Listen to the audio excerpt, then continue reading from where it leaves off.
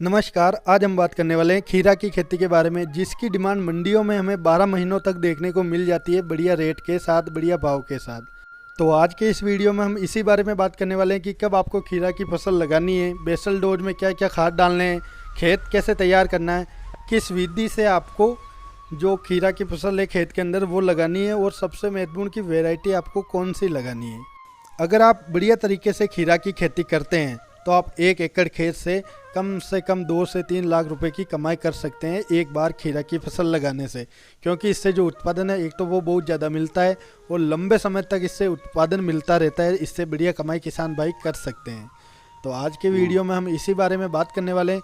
Video को किसान भाइयों ज़रा भी स्किप मत करना, पूरा ज़रूर देखना ताकि पूरी जानकारी आपको मिल सके।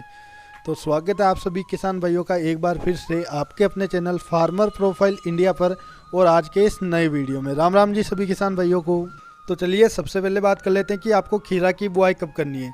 देखिए किसान भाइयों, वैसे तो आप इसकी बुआई कभी भी कर सकते हैं, लेकिन अगर बढ़िया भाव आप लेना चाहते हैं तो इसके लिए आप फरवरी स्टार्टिंग से लेकर फरवरी लास्ट तक, यानी पूरे फरवरी माह के अंदर आप इसकी बुआई कीजिए। बढ़िया मंडी भाव आपको इस समय बुआई किए गए खीरा के मिल जाएंगे। इसके अलावा बाकी आप कभी भी इसकी बुआई कर सकते हैं, तो भी आप बढ़िया उत्पादन और बढ़िया पैदावार इससे ले सकते हैं। लेकिन इस समय अगर आप बुआई कर देते हैं तो गर्मियों में जब आप इसकी हार्वेस्टिंग करेंगे तो आपको मंडी भाव और भी बढ़िया देखने को मिल जाएंगे। उस हिसाब से आप देख लीजिए आपको कब बुआई करनी है। बाकी अगर बढ़िया भाव चाहते हैं मंडी के तो आप फरवरी माह के अंदर इसकी बुआई ज़रूर करें, बढ़िया भाव आपको मिल जाएंगे।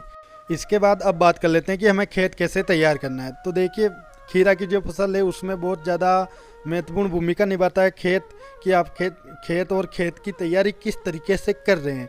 जितनी बढ़िया आप तैयारी खेत की करोगे उतना ही बढ़िया पैदावार आपको निकल कर मिलेगा।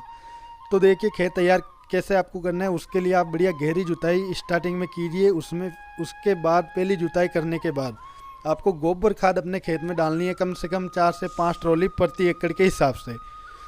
उसे डालने के बाद या तो आप हेरो या फिर रोटावेटर से अपनी गोबर खाद और खेत की मिट्टी को अच्छी तरीके से मिक्स कर लीजिए, और वो जब मिक्स हो जाए तो उसे बढ़िया एक बार गहरी जुताई करके उसे समतल करने के लिए आप उसमें पाटा लगा दीजिए।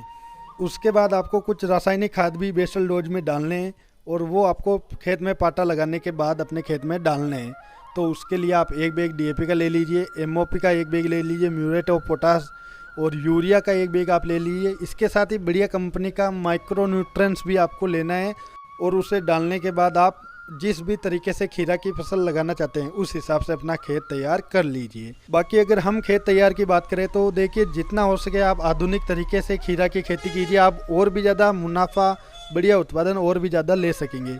तो इसके लिए आपके खेत में सबसे पहले तो नमी होना चाहिए। अगर नमी आपके खेत के अंदर नहीं है तो आप पहले पलेवा उसमें कीजिए, और जब मिट्टी भुरभुरी हो जाए तो एक बार बढ़िया जुताई उसमें आप कर दीजिए। उसके बाद किसान भाइयों, आपको अगर आपके खेत में ड्रिप की व्यवस्था है तो आप ड्रिप पर बेड बनाइए। कम से कम 3 फीट का बेड ऊपर से होना चाहिए, और बेड से बेड की जो दूरी है, लाइन से लाइन की जो दूरी है, वो कम से कम 6 फीट आपके खेत के अंदर होनी चाहिए। और पौधे से पौधे की दूरी आपको रखनी है करीब 2 फीट के आसपास। जिग जैग तरीके से भी आप इसे लगा सकते हैं, सीधी लाइन में भी लगा सकते हैं।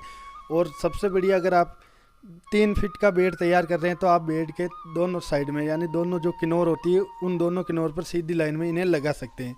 अगर आप उसमें मिल्चिंग पेपर का उपयोग करते हैं तो आपको और बढ़िया रिजल्ट मिल जाएगा। और जो किसान भाई मिल्चिंग पेपर का उपयोग नहीं कर पाते हैं तो उन्हें पहले खेत में पलेवा करके ही अपने खेत में जो खीरा की फसल है उसे लगाना है। इससे ताकि क्या होगा कि जो खरपतवार है वो जब आप उसमें पलेवा करोगे उस समय वो पूरा का पूरा जो खेत में खरपतवार है वो उग जाएगा, और वो जब आप उसमें वापस जुताई करोगे तो उस समय वो नष्ट हो जाएगा। अगर मिल्चिंग पेपर का उपयोग आप कर रहे हैं तो आप उसमें पलेवा ना करें तो भी आपको कोई परेशानी नहीं आने वाली है, क्योंकि जो खरपतवार है वो उस पेपर के अंदर उगकर वहीं पर नष्ट हो जाता है। अब देखिए दोस्तों, जो बीज आप लेते हैं, जो उसका नुकीला हिस्सा होता है उसे आपको ज़मीन की तरफ, नीचे की तरफ रखना है, और ज़्यादा नहीं, आपको आधे से 1 इंच लास्ट है किसान भाइयों। इससे ज़्यादा आपको बीज को मिट्टी के अंदर नहीं दबाना है। और उसके बाद आपको उसमें से हल्की सिंचाई करनी है, ज़्यादा भरकर सिंचाई नहीं करनी है, क्योंकि जो खीरा का पौधा होता है, जो बेल होती है, उसे ज़्यादा पानी की आवश्यकता नहीं पड़ती है, बस नमी उससे चाहिए। मिट्टी में अगर नमी होगी तो और भी बढ़िया वो आपको उत्पादन निकाल कर देने वाली है। अब बात कर लेते हैं सबसे महत्वपूर्ण टॉपिक वैरायटी के बारे में। तो देखिए किसान भाइयों, वैरायटी आपको वही लगानी है जो आपके एरिया में सबसे बढ़िया आपको उत्पादन दे सके। बाकी दूसरी वैरायटी आपको नहीं लगानी है। वैरायटी आप वही लगाइए जो आपके एरिया में आपको बढ़िया रिजल्ट देती हो, या आपके आसपास के एरिया में जो आपको पता है कि ये वैरायटी बढ़िया उत्पादन देती है, वही वैरायटी आपको लगानी है। अब बात कर लेते हैं सिंचाई की। वैसे सिंचाई के बारे में हमने आपको बता ही दिया कि इसमें ज़्यादा आवश्यकता नहीं पड़ती है, बस आपकी मिट्टी के अंदर नमी होनी चाहिए, वो लगातार होनी चाहिए। तो आपका जो खीरा का पौधा है वो, या जो बेल है, वो आपको बढ़िया से बढ़िया उत्पादन निकाल कर देने वाली है। और अगर सिंचाई की बात करें तो आप एक तो जब आप इसे लगाते हैं, जब बीज आप लगाते हैं उस समय आपको नॉर्मल सिंचाई करनी है, ना तो ज़्यादा सिंचाई करनी है ना कम सिंचाई, बस नॉर्मल की, ताकि जो बीज के आसपास का एरिया है वो नमी पकड़ लेवे या मिट्टी गीली हो जाए, उतनी ही सिंचाई आपको करनी है। आप क्यारियों में लगाते हैं या फिर जो दरू बनाकर लगाते हैं उसमें भी आपको नॉर्मल सिंचाई ही करनी है, पहली सिंचाई। उसके बाद आपको कुछ दिनों बाद, जैसे 10 दिनों के लगभग, उसके बाद आपको उसमें दोबारा सिंचाई करनी है, नॉर्मल सिंचाई उस समय भी आपको वही करनी है। उसके बाद जब आप तीसरी सिंचाई उसमें करो तो उस समय आप NPK 19-19-19 इसका उपयोग आपको करना है तीसरी सिंचाई के अंदर।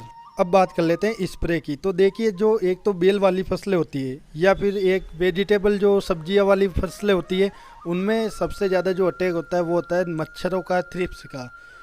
और जो खीरा की फसल है इसमें इतना ज़्यादा इनका अटैक नहीं होता है। आप उसके लिए हल्के फुल्के इंसेक्टिसाइड से शुरुआत में स्प्रे करते रहिए। अगर आगे चलकर कोई ज़्यादा दिक्कत भी आएगी तो हम उसके लिए वीडियो बना देंगे, और उसके लिए आपको चैनल को सब्सक्राइब करके रखना है, ताकि जब भी हम ये जानकारी आपके साथ शेयर करें तो ये जानकारी आपको तुरंत मिल सके। बाकी वीडियो से जुड़ा कोई भी सवाल आपके मन में है तो आप कमेंट करके पूछ सकते हैं। जानकारी, ये जो वीडियो है उसे अपने बाकी किसान साथियों तक शेयर ज़रूर कर दीजिएगा, ताकि उन्हें भी ये जानकारी मिल सके। और चैनल पर नए हैं या चैनल को अभी तक सब्सक्राइब नहीं किया तो इसे सब्सक्राइब जरूर कर लेवे, ताकि खेती से जुड़ी बढ़िया से बढ़िया जानकारी आपको मिलती रहे। तो किसान भाइयों, मिलते हैं किसी नए वीडियो में नई जानकारी के साथ। तब तक के लिए सभी किसान भाइयों को जय जवान, जय किसान और धन्यवाद।